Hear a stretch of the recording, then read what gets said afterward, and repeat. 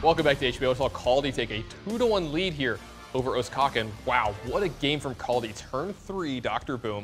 And then that Keyson mistake, taking that trap away from the Hunter deck. Jeez, that was a blowout. That's the old dust your hands off and go home after that one. It's tough to have a better game than how that Tough to have a better draw than that one. Druid continues to be one of the big stories of HPL, and how players are utilizing it and how they're doing with it. Are they going to play it in Game 4? I don't know, but we're going to find out. Kaldi versus Ostkaka Game 4 is getting underway. You know what? There's a good chance I think Ostkaka goes, well, never mind. He's going to be playing Warriors. Let's say there's a good chance he goes back to Freeze Mage just because he's so, confident with it, but we're going to see what looks like a mirror match here this game. Yeah, I mean, there's still a chance Ostkaka could be playing control. The fact that Kaldi's queued up Druid, I mean, that's sort of one of the matchups I think you want to avoid with Freeze Mage. So queuing up Game 1 is sort of like your power pick, I think was really his opportunity to squeeze that in.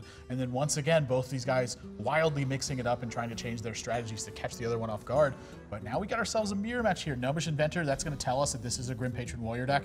And the Warsong Commander, of course, that we've seen, this is obviously Grim Patron Warrior mirror. Yeah, so what you're going to see here in this game is both these guys jockeying for position early and just drawing as many cards as they can, because whoever gets the combo off first is at an advantage, but there are ways to get back in the game after that. Yeah, I mean, really one of the big things you're looking for is, turn 5, one of the best turns you can have is Grim Patron, Inner Rage, and then trigger your Death Spite to get 4 Grim Patrons out on the board. And at the same time, if you have a Death Spite, that means you've been leading up to that turn by killing minions. So super important stuff to have in that regard. Armor Smith, not a bad pickup here, but how do you want to check this Loot Hoarder? If you throw out Armor Smith, there's always a potential for the coin and Death Spite afterwards. So he's just going to go for the Cruel Taskmaster, get a little bit of a threat on board, and start to push from here.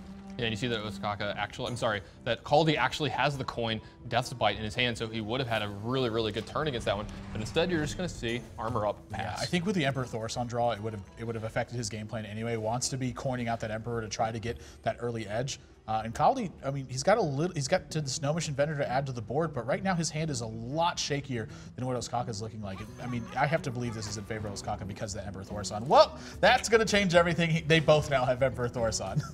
Yeah, Kaldi having this Emperor Thaurissan with coin, you're definitely going to see him do this on turn 5 unless he feels that he could really push the game if he draws like Grim Patron or something like that. But Emperor Thaurissan, one of the most important cards here in this matchup and in this deck. Yeah, I'm going to have to stick that to the board. And not a terrible pickup with the Acolyte of Pain.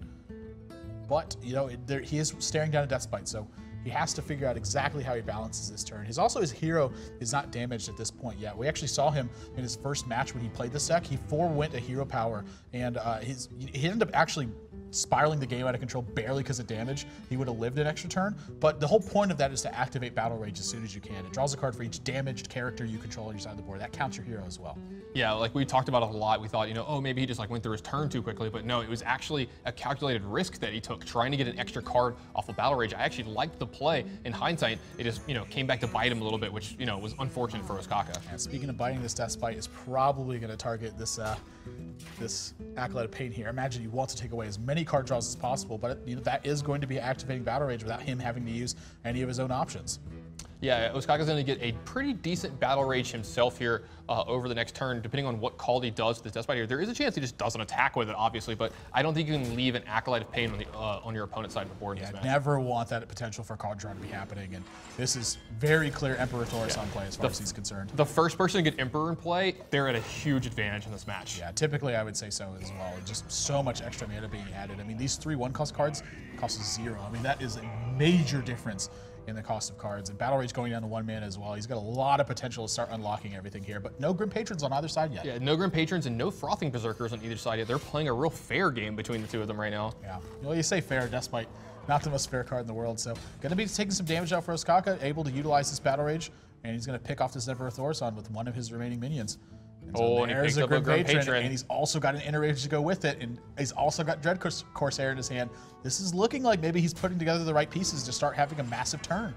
Absolutely, and Kaldi himself already has the Warsong Commander. He just needs a few of the other pieces himself, but no Frothing Berserker, no Grim Patron here. We talked about this might be a rough spot for Kaldi going forward. Yeah, no reliable way to draw cards yet either. I mean, he needs to get damaged minions on the board before he can utilize Battle Rage. He doesn't want to just throw away a Whirlwind and a Warsong Commander to pick those up. He wants to take his time and get the most value out of this he can. So he's got to find the right balance, and I think that starts with Death Spite and taking out this Armor Smith. Yeah, you don't want to leave too many minions on Ostkaka's side of the board. You can get a lot of value off of them over the span of the game. But we're about to see a ton of value here this turn. These Grim Patrons are about to all get in here. Yeah, I mean, there's a potential he uses Grim Patron, but he still does have Emperor Thaurissan in his hand, so maybe he has a bigger picture in mind. I mean, something like Emperor Thaurissan and Dread Corsair, it looks to me like it's a little bit protected in this spot, so that may be something he favors. Yeah, you see Kaldi actually with an Execute his hand, so he's going to be able to check this Emperor Thaurissan, but that's not something, Ostkaka might be thinking about. He might just want the mana, and since Kaldi hasn't really gone for anything yet, he might be able to, realize that, hey, he doesn't have a ton of the options in his hand right now. He's missing pieces. Yeah, you talked about the first person to really get Grim Patron Warrior. I'm sorry, Grim Patron rolling is really the one who has the advantage, and I think Ostkaka recognizes that as well. Going to Inner Rage here, use this Dread Corsair, and start pushing for damage afterwards, so. Curious that he damages his Dread Corsair in this position, though. I wonder exactly why he's choosing to do that. I mean, I imagine it's probably in the same vein of why he chose not to armor up earlier in HPL. Just wants to get an extra damage minion on board in the event that he draws something like Battle Rage. Yeah, so, I mean, it's free this turn. It costs 4. So when he has the Death Bite out, he gets a free Dread Corsair. If he plays the Fiery War Axe, he won't have enough mana to play both. Duh. That's a pretty excellent point.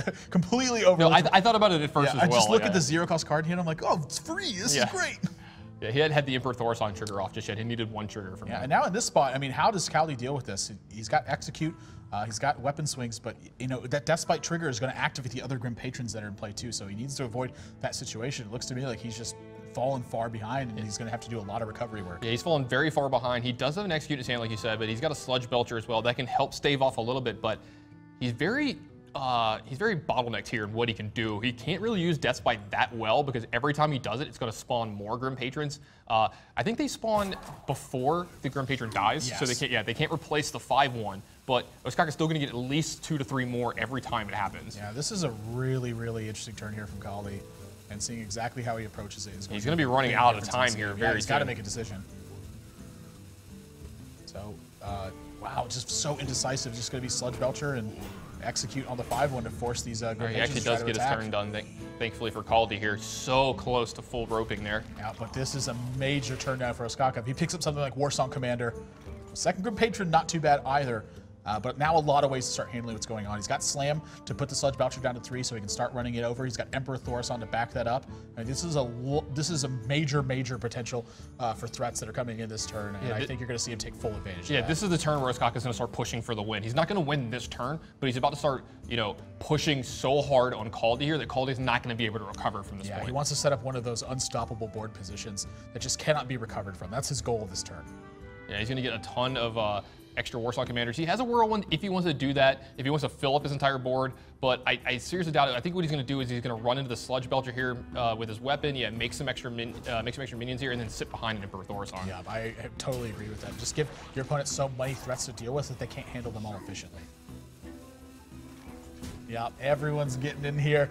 Indeed, this is a lot of Grim Patrons to be handling. Yeah, he's just missing the Warsong Commander to make it actually just, full on perfect, but it doesn't even look like he's going to really need it this turn. He's going to push in actually 6 more damage, which Kaldi down to 15 here now. The onus is on Kaldi. He has to do something now. Yeah, I mean, actually not like the worst board position for him ever, too. I mean, he can Whirlwind first, and then he can Whirlwind again, and then he can use...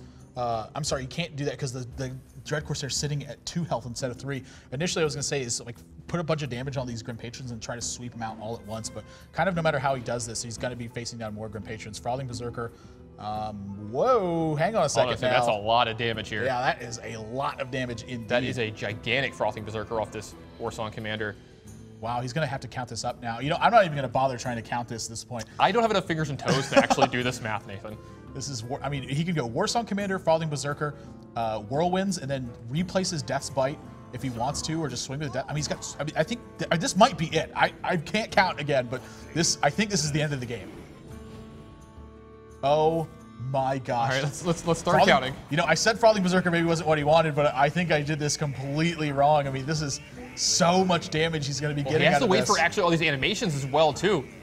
This is going to be a race with the rope here. Oh my gosh. That's 11. Oh, this is another way 11. more than enough damage, and he knows it too. Puts on the shades! Oh my god, this is the greatest thing I've ever seen. Wow. I mean, that's more than enough damage. When you saw the Frothing Berserker go to 8 on the first one, that's going to be it. The Whirlwind effect gives the Frothing Berserker 25 power. He fell out of his chair. He fell out of his chair. Oh my gosh! I thought this Frothing Berserker was just not the draw he needed, but he had so many Whirlwind effects, it just became huge. The Grim Patrons were a liability. I cannot believe what we just saw. A miracle draw from Kaldi to get this game over with on a deciding game for him. He takes this series 3-1 with a massive damage spike in that turn. I'm blown away. I don't even know what to say here. Let's talk about the Shades moment. That's just the perfect. That's the most perfect play he's made in his career in Hearthstone. Just drawing the Frothing Berserker to deal 27 damage and over. Slowly put the Shades on. Just absolutely perfect. What a beautiful moment from Kaldi to pick up this game. I think that actually that was probably the only draw in his deck that was going to pick it up. I spoke a little too soon on that one. Wow, what a turn that was. I don't know how we're going to recover from that. We're going to have an interview with Kaldi to find out exactly how he felt about this matchup. And again, just what a draw that we saw. You can head over to pvplive.net and see for yourself exactly what happened in that game. Did he have another out? I don't think he did, but you can go find out for yourself over on the website. When we come back, we're going to have that interview with Kaldi, and then there's one more match after that one that's still to come. Don't go anywhere, guys. You're watching Hearthstone on PvP Live.